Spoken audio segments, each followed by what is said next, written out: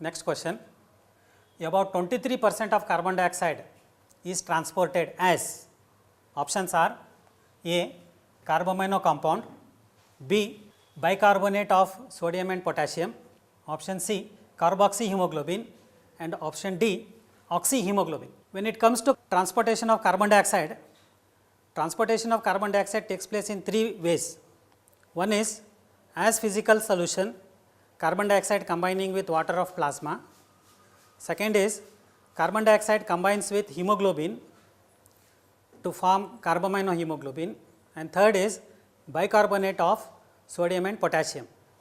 When you look into the options, option D, oxyhemoglobin, that is oxygen combining with hemoglobin to form oxyhemoglobin, is not related to transport of carbon dioxide. So, this option can be ruled out.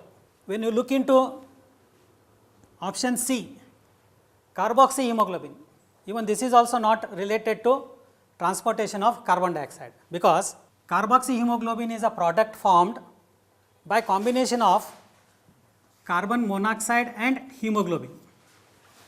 So, even this option also can be ruled out, whereas two are related to the transportation of carbon dioxide. One is carbamino compound and second is bicarbonates of sodium and potassium.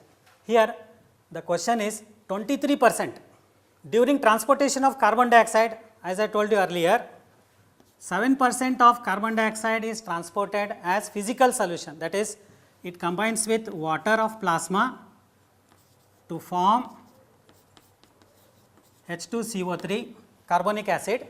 This is only 7%.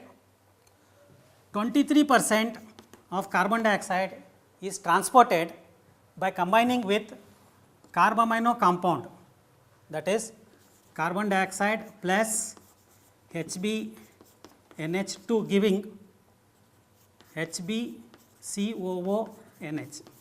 So, this is carbamino hemoglobin. 70% of carbon dioxide is transported in the form of bicarbonates of sodium and potassium. So, the answer for this question is option A, that is carbamino compounds.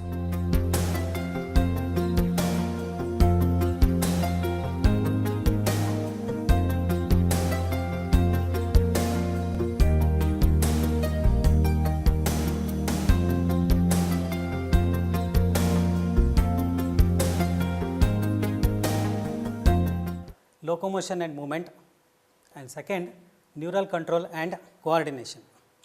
In locomotion and movement, as you have already studied the types of movement, amoeboid movement, ciliary movement and muscular movement.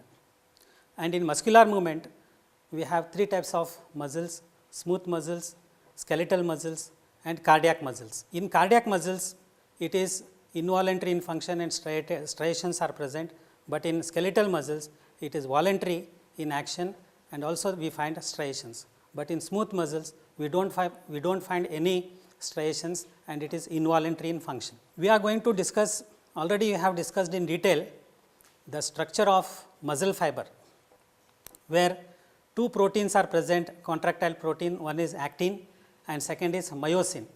Actin is a light band and myosin forms dark band, and actin is made up of two F filaments and two tropomyosin molecules, and there are myotrophins also. Myotrophins block the active sites which bind to the head of the myosin molecules at the time of contraction. Myosin is a major dark band that is found in muscle. At the time of contraction, as you have studied in filament sliding movement, where the head of the myosin attaches to the active sites of the actin and it pushes the actin filaments into the sarcomere. That is how there is sliding movement during contraction of muscle fiber. So, in this chapter also you have studied the various skeletal system, various skeletons that are found in skeletal system of our body, starting from axial skeletal system to appendicular skeletal system, and in total there are 206 bones in our body. They have been divided into axial skeletal system and appendicular skeletal system. There are 80 bones in axial skeletal system and 126 bone in appendicular skeletal system. So, each and every bone you should be familiar with, and questions may arise in CET regarding the joints also, where there is pivot joint, sliding joint, or fibrous joint, or ball and socket joint is there. So, various joints are present in different parts of our body that enables us for easy movement of body and body parts.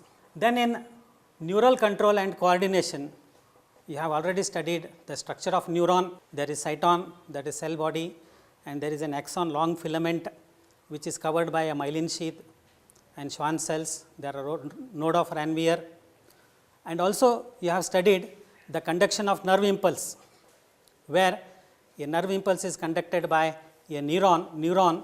Initially the neuron has difference in potential in the membrane.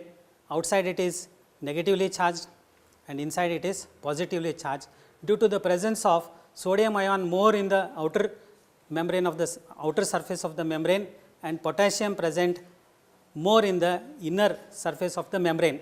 This potential difference is called resting membrane potential, which is about minus 70 millivolts.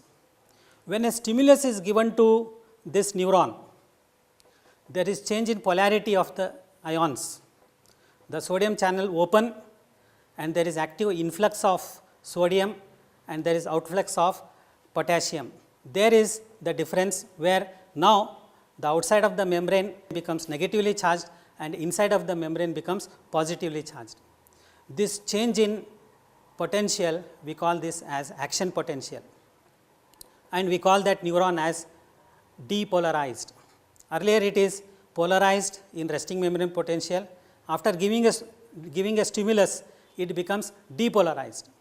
Now, this is called impulse that will travel all along the length of the neuron in fraction of seconds, and the original resting potential is retained back, and we call that state as repolarization. So, a neuron undergoes, first it is in a polarized state, then it becomes depolarized, then after conduction of nerve impulse it becomes repolarized. So, the potential given or the stimulus given for a nerve impulse to conduct an impulse is called action potential, that is up to minus 60 millivolts. So, in detail you have already studied this. Also you have studied in this chapter the structure of brain, various parts of the brain, where brain is divisible into forebrain, midbrain and hindbrain. There is cerebrum, thalamus and hypothalamus, these are the parts of forebrain. Then there is cerebral aqueduct, pons, medulla, cerebellum, all these are the parts of hindbrain, and various functions of the brains also you have already studied. Also you have studied the functioning of reflex action, how exactly reflex action is conducted by the spinal cord without the knowledge of the brain. So, reflex arc is there where there is sensory neuron carries the impulse to the interneuron sends the message to the motor neuron, and motor neuron sends the message to effector, and there is a response. So, this quick and stereotyped response to any stimulus without the knowledge of brain is called reflex action. So, the components of reflex action is very important here. Also you have studied in this chapter the structure of eye and structure of ear, where how exactly there is functioning of vision is taking place and what are the centers of hearing. All this you have studied already in detail.